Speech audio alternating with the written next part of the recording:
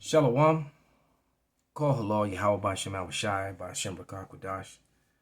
Double honors to the apostles, double honors into the elder bishops. Salutations to all my fellow laborers doing this work in truth and sincerity, risking their lives and their freedom to do so now more so than ever. To the scattered elect that are scattered around the four corners of the earth, that be like unto the speckled bird, the Israelite foreigners among the heathens that look like the heathens. And to the Akwaf that are listening and learning, to you I say Shalom. This is your brother Malcolm from the branch of the Great Millstone here in Chicago, coming out with you another lesson in truth. And this is going to be a response to the video on the screen, the top one, which was put up by Watazawanya, or also known as the mighty St. Benji. St. Benji is second in command in Chicago camp. Extremely edifying videos. And you know, and this brother, there's a special portion of this Holy Spirit that's upon St. Benji, whether he realizes it or not. All right, and I matter of fact, he's one of the main brothers I go to when I can't remember a scripture, you know, and it slips my mind. He's one of the main brothers that I go to who, you know, who be Johnny on the spot with exactly what I'm looking for, you know, 99 times out of 100. All right. And, you know, and there's a lot of brothers in matter of fact, there's a lot of brothers in the Chicago camp and in the surrounding camps, Mathathia being one of them that are like that. You know, spirit is heavy on them. But this video was extremely edifying, and it also kind of make you angry.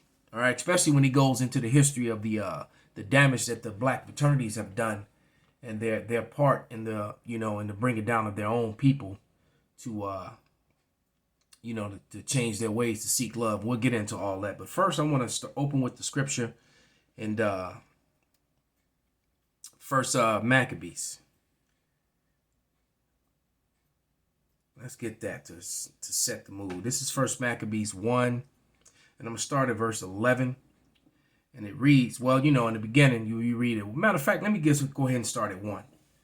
All right, and it reads, and it happened that after Alexander, the son of Philip the Macedonian, who came out of the land of Chittim, had smitten Darius, the king of the Persian Medes, he reigned the first in his stead, the first over Greece, so the first in his race to reign over the brown-skinned, Negroid type Greeks, and replaced them with what today ignorantly refers to as white people, which they self-proclaim. You know, they started calling themselves that. You know, they made it up.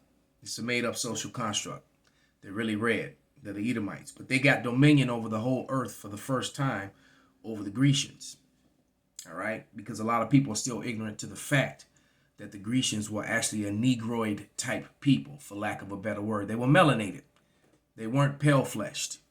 All right? They took them over. Okay? Just look up the history of the Etruscans, or look up the history of the and look at the dress that they wear, and you will find that that's the same dress and customs that the Hawaiians, the Samoans, the Polynesians kept, because they were the inhabitants of Greece.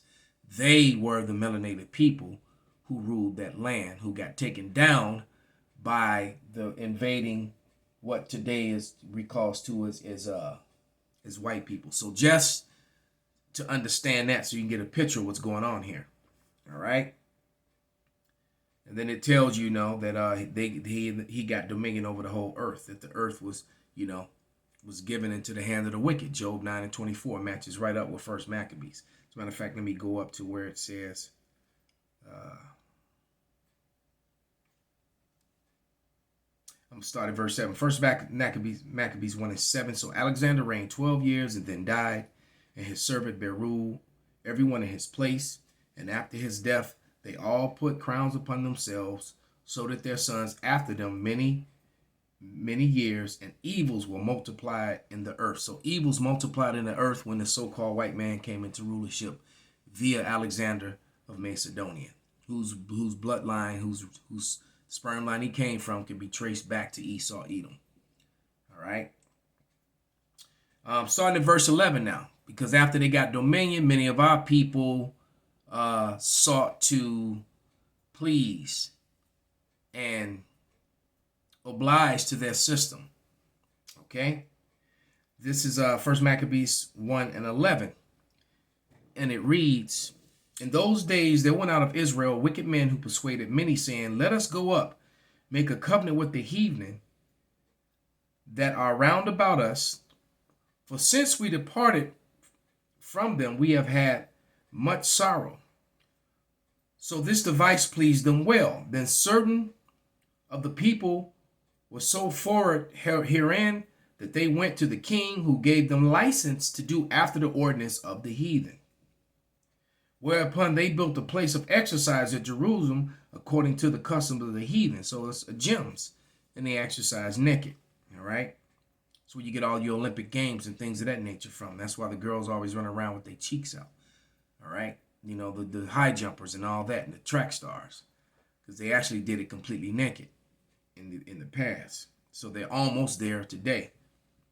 It says, "Then certain of the people was so forward herein that they went to the king, who gave them license to do after the ordinances of the heathen. Whereupon they built a place of exercise at Jerusalem according to the custom of the heathen, and made themselves uncircumcised, and forsook the holy covenant, and joined themselves to the heathen, and were sold to do mischief. Now when the kingdom was established before Antiochus, he thought to reign over Egypt, that he might have dominion over two realms." So actually, could have stopped at 15. But it says that they joined themselves unto the heathen, became uncircumcised, all right, and forsook the holy covenant. So we've lost our ways then. Now you got to remember, this went on for 400 years.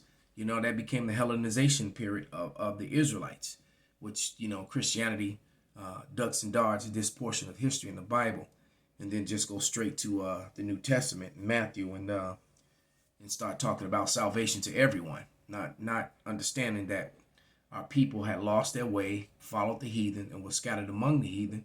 And many of them, after 400 years, didn't even know they were Israelites anymore. Those were the Gentiles, you know. And so we still have our people that are following those Gentile-like ways to this day. All right, let's go to, in the same chapter, let's go up to verse 40. And it reads, First Maccabees 1:40, "As had been her glory, so was her dishonor increased, and her excellency was ruined into mourning." All right. Moreover, King Antiochus wrote to his whole kingdom that all should be one people, and everyone should leave his law. So all the heathen agreed to the commandment of the king. Yea, many also of the Israelites consented to his religion, and sacrificed unto idols, and profaned the Sabbath. So our people were assimilating to the way of the Grecians, and so were all the other conquered heathen. They were trying to make one people, make everybody Grecians, and later on it became Romans as the Roman Empire began to rise, and there was just infighting between the Greeks and the Romans. They were the same people by race. Don't forget, though, that originally all those people started off as melanated. So you basically had a society not much different from today, the society of Greece and Rome. You had a mixed multitude of melanated people, with pale flesh people being the first class people, the rulers over them. That was what was going on. And then favors were given to certain melanated people, including the Israelites, who sought to assimilate to the ways of our enemies, into the Greekish fashion, in order to have position and seek favor. All right, the same situation in the early 19th century as you fast forward. All right, you check out the movie Amsterdam, and then you'll see how that correlates with the lesson that St. Benji did, and the lesson that my response to it now. All right, our people were fighting in their wars, died for their causes, only to be forced, to remain a third-class citizen. All right, and then that citizen actually allowed them to push policies upon us that advanced them and held us down, but it would let a few of the people who assimilated have prevalent positions over the rest of us. And that's when he talked about the Greek fraternities, because our people are still cleaving into those Greekish fashions. So, Esau allowed the black, so-called black, that's the social construct as well, Greek fraternities to put into place. And when you think about it, and they're so proud of these things, but they popped up all early in the earlier part of the 19th century, late 18th century, when these things started coming to be. And these were all ploys of the so-called white man to build a class of Negroes that he would allow to have some prosperity, but to ensure that the majority of the rest stayed down. And that's exactly what it was for. This is Daniel 8:25. And it reads, "And through his policy also he caused craft to prosper in his hand. And he shall magnify himself in his heart, and by peace shall destroy many. He shall also stand up against the prince of princes, but he shall be broken without hands." So that allowed, the redlining, that this policy was able to go in place, the Jim Crow laws, the racist stereotypes and entertainment and cartoons, movies, racist history and science backed by pseudoscience, false science, all right, about how dumb and ignorant and the large heads and large penises were no good, and we all kind of weird shit that they made about us, all right? Forced sterilization, the Tuskegee experiments, first on the Negroes, and when they got exposed, they continued in Guatemala, on the Guatemalans in South America, or below the border there. In 1931, there was some doctor, I forget his name, injected Ephraimites, what you refer to as Puerto Ricans, with cancer cells. They let our people still try to assimilate. Yet our people still try to assimilate, through college fraternities, the Boulets, Masons, and etc. And all these are controlled by Esau Edom, the so-called white man.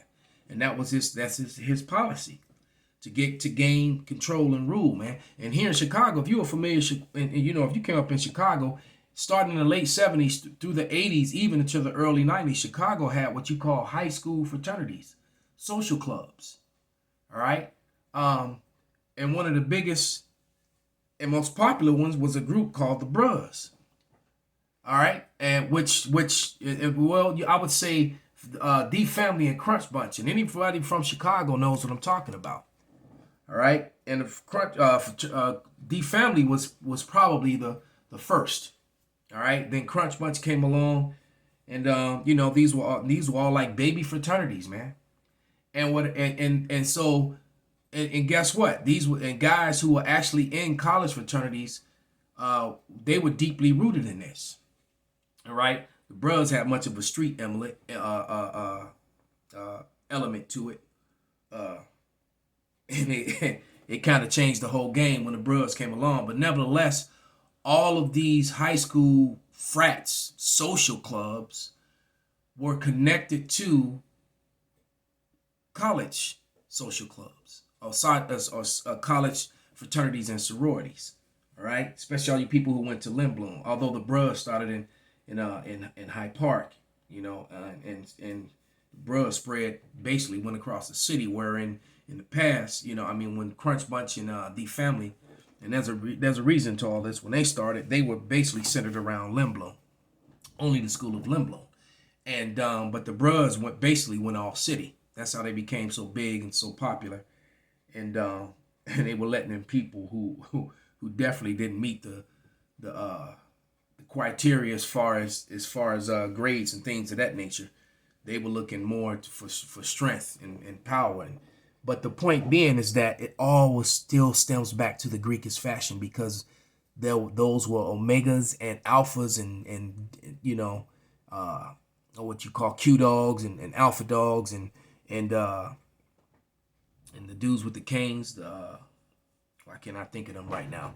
That all were deeply rooted in those beginnings, in those social clubs, and that started at Lindblom High School here in Chicago. So it was the same thing even so basically in Chicago they had a jump on it, because it was like being in college, in high school in Chicago. As a matter of fact, those Bros parties were so popular and so well known, college fraternities would come to the Bros parties. That's how popular they were. But how good was that for you and for us? It still guided us so far away from who we really are, because most of the people in that, they're caught up in Christianity, which was set up by Esau Edom. They were caught up with the Muslim thing, which was set up by Esau Edom. They also caught up in the Afrocentric Kemet stuff, and then a mixture of the three, which creates complete confusion. All right. Also the Mason thing. So there's no truth in that, and all those were devices that were given by Esau Edom, and then they join these things so that they can get favor in this society. All right. And yet the Israelites are out on the highways and byways telling you, they look, hey, we're the people of the Lord. We got to come back to the law, statutes, and commandments. And our people just don't want to listen. This is Jeremiah 2:33. And it reads, why trimmest thou thy way to seek love? Therefore hast thou also taught the wicked ones thy ways. All right. So you seeking love from a people that absolutely hate you and oppress your own people, just so you can have, position to be the highest slave.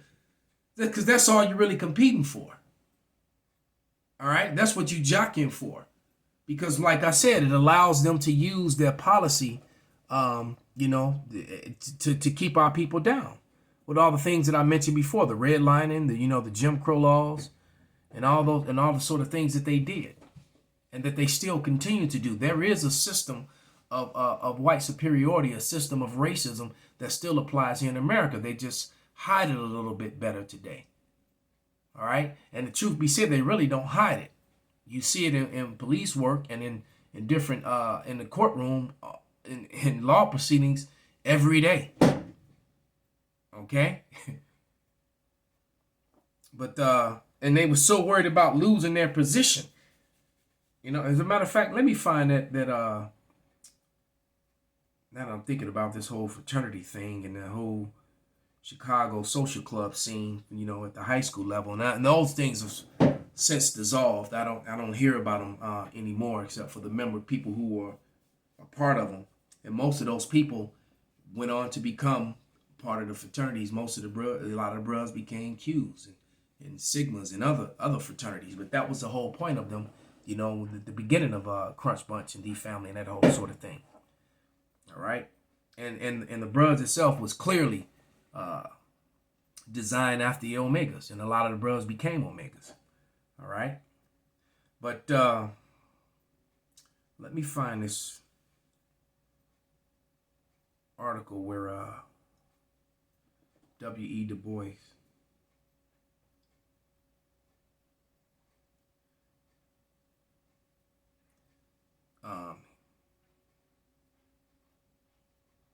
he actually, here we go. You know what? Well, here it is. I'll just read it. But it says how this is an article that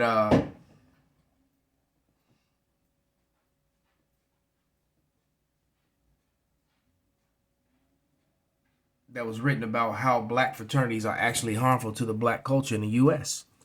All right, you can just Google it. It's I don't need to really put it on the screen. I'll just read it. But it says, no more than a century-old Black Greek letter organizations, fraternities, have more than 800,000 members.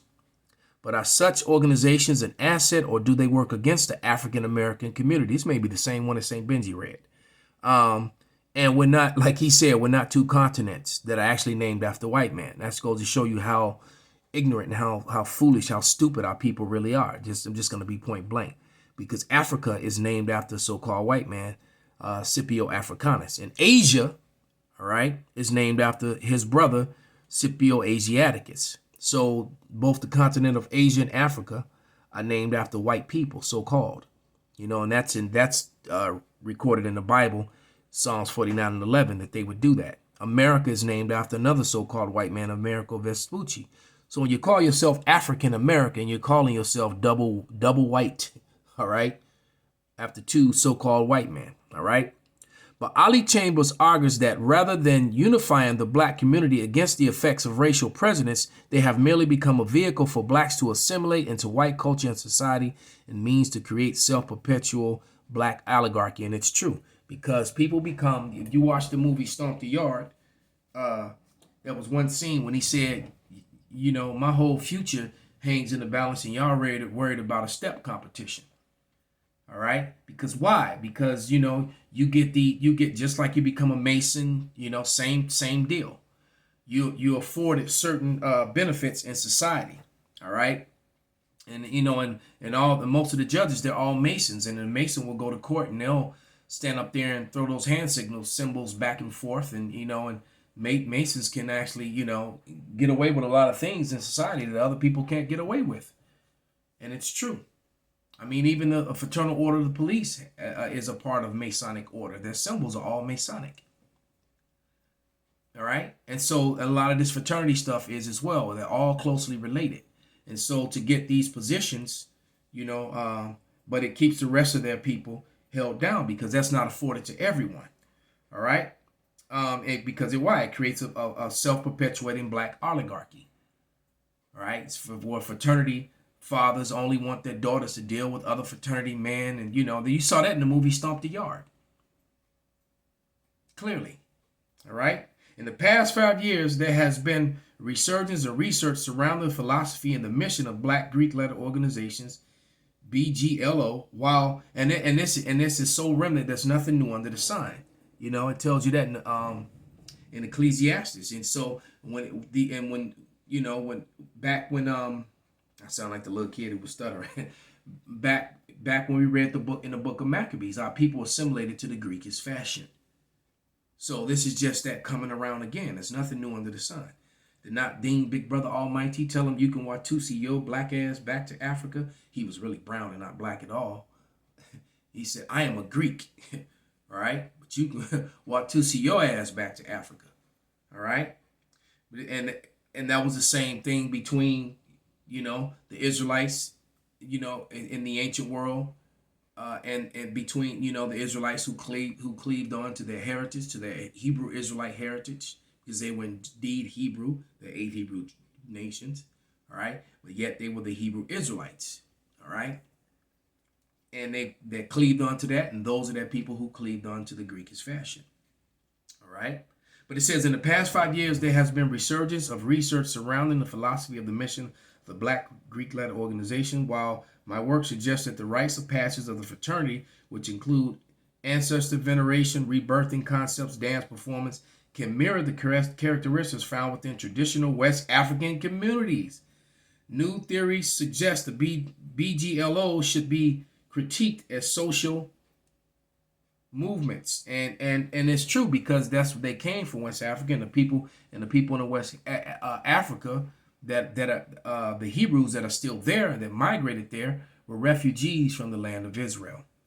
All right, and all that dancing, and you know, the stepping and all that stuff, that just goes back to our people anyway. All right, our people were doing that, not just the fraternities. All right, it says BGLOs are some of the most influential organizations in the country. Collectively, these organizations claim approximately 800,000 members, with many coming from social elite black culture.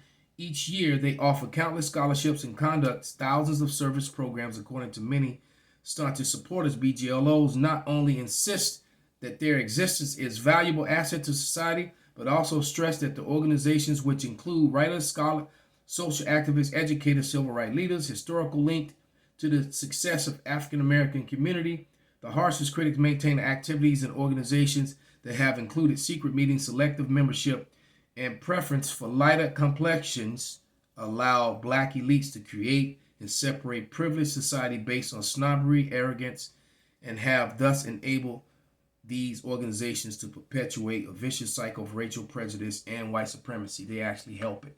And all I have to do is just, you know, think back to you know, the movie School Days and the movie Stomp the Yard to see that. All right. But our only way to greatness is through Yahushua. That's found in 1 Timothy 2 and 5. He's the mediator between us and our power, who is angry with us. And the only way back to the Father is through Yahushua. And Yahushua is not with these fraternities that separate and create an oligarchy within amongst our own people. All right, where only a portion of our people, and it helps perpetuate the whole light skin or dark skin thing, separation. All right. So with that, I hope this was a edifying lesson and informational. But here, the video at the top, integration destroyed the black community, that was put up by St. Benji, GmsChicago STbenji2. Subscribe and be edified. With that, I'm gonna give all praises, honor, and glory unto Yahweh, by Hashem Yahushai, by Hashem Bakakwadash, Wa Ababa Kwam Yasharala Shalom.